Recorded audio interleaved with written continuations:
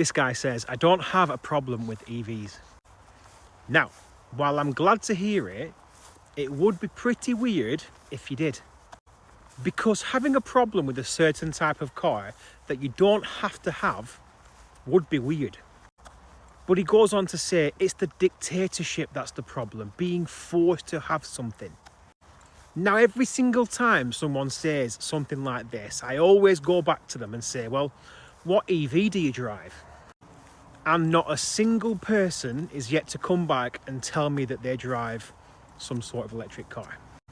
But yeah, he uses the word dictatorship and forced, but doesn't drive one. So you're not in fact forced.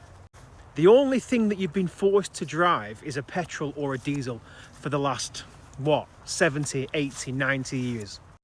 And the only reason you don't feel forced is because you're used to it. And in actual fact, there's now more choice than there has been throughout history. And going forward, there'll be more choice than you've ever had in your driving life. And people will say, well, we're not forced now. I didn't mean that. We'll be forced in the future. Well, in the past, when I passed my driving test, I was forced to get a petrol or diesel.